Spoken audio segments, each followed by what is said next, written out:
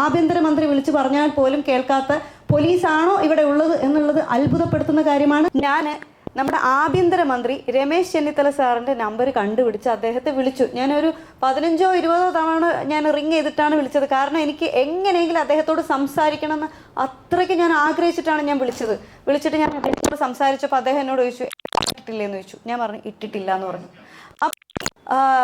Ramesh Chennithala sir പറഞ്ഞു ഞാൻ വിളിച്ച് സംസാരിക്കാം, ഇട്ടിട്ടില്ല. അപ്പം ഞാൻ ആലോചിക്കുകയാണ്, ലക്ഷ്മിപ്രിയ എന്ന് പറയുന്ന വ്യക്തിക്ക് ഇത്രത്തോളം സ്വാധീനമുണ്ടോ? അതിനുശേഷം ഞാൻ ടിനി ടോമിനെതിരെ പരാതി കൊടുത്തു. FIR ഇട്ടില്ല.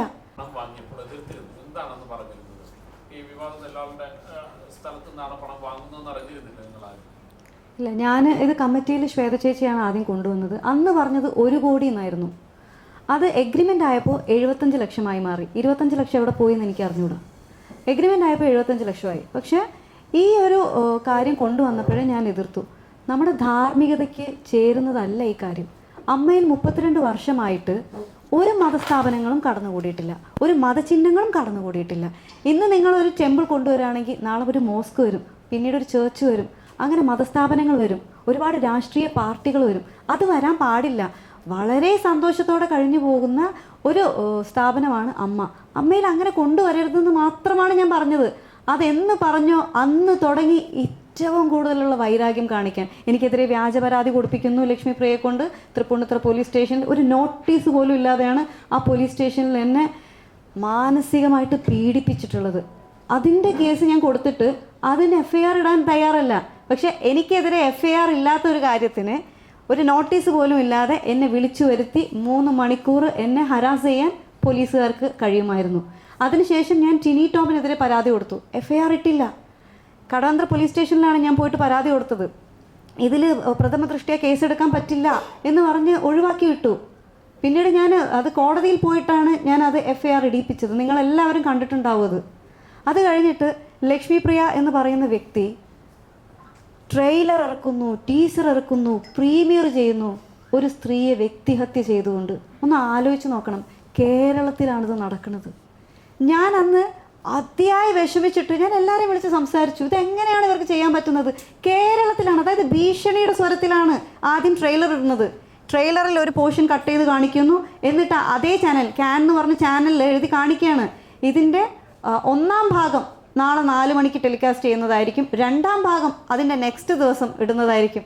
എന്ത് മ്ലേച്ഛകരമായിട്ടുള്ള കാര്യമാണ് കേരളത്തിൽ നടക്കുന്നത്. അപ്പോൾ ഞാൻ ആലോചിക്കുകയാണ്, ഇങ്ങനെ പറയാൻ അവസരം കേരളത്തിലുണ്ട് എന്നുണ്ടെന്നുണ്ടെങ്കിൽ എത്രയോ പേര് ആണ് ഇവിടെ അനുഭവിക്കാൻ പോകുന്നത്. എത്രയോ ആത്മഹത്യകൾ നമ്മൾ കാണേണ്ടി വരും. കാരണം ഇത്തരത്തിൽ വ്യക്തിഹത്യ ചെയ്യാൻ പറ്റുന്ന സംസ്ഥാനമായിട്ട് എങ്ങനെയാണ് കേരളം മാറുന്നതെന്ന് എനിക്ക് മനസ്സിലാവുന്നില്ല. ഞാൻ അതിനെതിരെ പാലാരിവട്ടം സ്റ്റേഷനിൽ പരാതി കൊടുത്തു. ആ പരാതി ഇപ്പോഴും എടുത്തിട്ടില്ല. അപ്പം ഞാൻ ആലോചിക്കുകയാണ്, ലക്ഷ്മിപ്രിയ എന്ന് പറയുന്ന വ്യക്തിക്ക് ഇത്രത്തോളം സ്വാധീനമുണ്ടോ? ഞാൻ കൊടുത്ത പരാതി, ഞാൻ പാലാരിവട്ടം സ്റ്റേഷനിൽ പരാതി കൊടുത്തതിന് ശേഷം ഞാൻ എൻ്റെ കുറച്ച് മാധ്യമ സുഹൃത്തുക്കളെ അറിയിച്ചിട്ടുണ്ടായിരുന്നു. ഞാൻ പാലാരിവട്ടം സ്റ്റേഷനിൽ പരാതി കൊടുത്തിട്ടുണ്ട് വ്യക്തിഹത്യക്കെതിരെ എന്ന്. അങ്ങനെ കുറച്ച് മാധ്യമ സുഹൃത്തുക്കൾ പാലാരിവട്ടം പോലീസ് സ്റ്റേഷനിൽ വിളിച്ചു പോയപ്പോൾ അവിടുന്ന് പറഞ്ഞു അങ്ങനെ ഒരു പരാതി അവർ കണ്ടിട്ടില്ല എന്നാണ്. അതിനുശേഷം ഞാൻ നമ്മുടെ ആഭ്യന്തരമന്ത്രി രമേശ് ചെന്നിത്തല സാറിൻ്റെ നമ്പർ കണ്ടുപിടിച്ച് അദ്ദേഹത്തെ വിളിച്ചു. ഞാനൊരു 15-20 തവണ ഞാൻ റിങ് ചെയ്തിട്ടാണ് വിളിച്ചത്. കാരണം എനിക്ക് എങ്ങനെയെങ്കിലും അദ്ദേഹത്തോട് സംസാരിക്കണമെന്ന് അത്രയ്ക്ക് ഞാൻ ആഗ്രഹിച്ചിട്ടാണ് ഞാൻ വിളിച്ചിട്ട് ഞാൻ അദ്ദേഹത്തോട് സംസാരിച്ചപ്പോൾ അദ്ദേഹം എന്നോട് ചോദിച്ചു ഇട്ടില്ലേന്ന് ചോദിച്ചു. ഞാൻ പറഞ്ഞു ഇട്ടിട്ടില്ല എന്ന് പറഞ്ഞു. രമേശ് ചെന്നിത്തല സാർ പറഞ്ഞു ഞാൻ വിളിച്ച് സംസാരിക്കാം. അദ്ദേഹത്തിൻ്റെ ഫോൺ കട്ട് ചെയ്ത് ഒരു 5 മിനിറ്റിന് ശേഷം എന്നെ പാലാരിവട്ടം സ്റ്റേഷനിൽ നിന്ന് എന്നെ CI വിളിച്ചിട്ട് പറഞ്ഞു എൻ്റെ പേര് കാര്യങ്ങളെല്ലാം എഴുതിയെടുത്തു, അക്നോളജ്മെൻറ്റ് ഞാൻ പരാതി കൊടുത്തതിൻ്റെ. അപ്പം ഞാൻ ചോദിച്ചു FIR ഇടുന്നില്ലേ സാറിന്? അല്ല, അത് ഞങ്ങൾ 14 ദിവസം ഒന്ന് പ്രിലിമിനറി എൻക്വയറി നടത്തണമെന്ന്. ഒരു പെൺകുട്ടിക്കെതിരെ സ്ലട്ട് ഷേമിങ്ങിൻ്റെ ഏറ്റവും മാക്സിമമാണ് ട്രെയിലറും ടീസറും പ്രീമിയറും അടക്കം ചെയ്തു വെച്ചിരിക്കുന്നത്. എന്നിട്ടാണ് പോലീസുകാർ പറയുന്നത് ഇത് പ്രിലിമിനറി എൻക്വയറി നടത്തണമെന്ന്. പ്രഥമ ദൃഷ്ടിയ തന്നെ കേസുണ്ട്. ഇട്ടാൽ എന്താണ് കുഴപ്പം?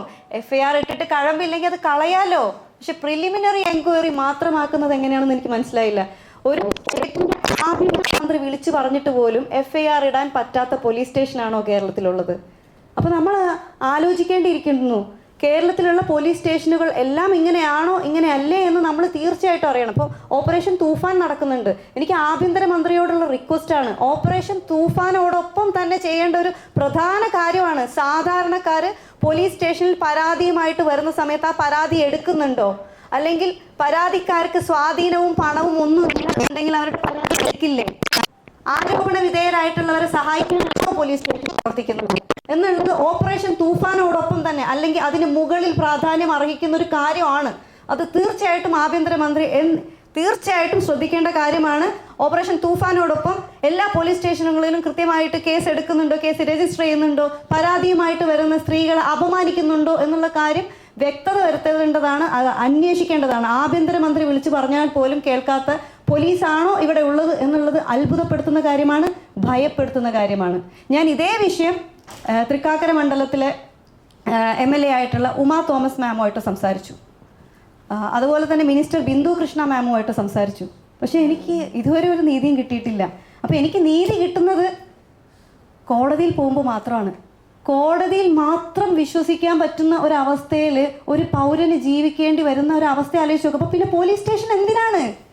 നമുക്ക് ഡയറക്റ്റ് കോടതിയിൽ പോയിട്ട് പരാതി കൊടുത്താൽ പോരെ, പിന്നെ എന്തിനാണ് പോലീസ് സ്റ്റേഷൻ? എനിക്ക് മനസ്സിലാവണില്ല അത്.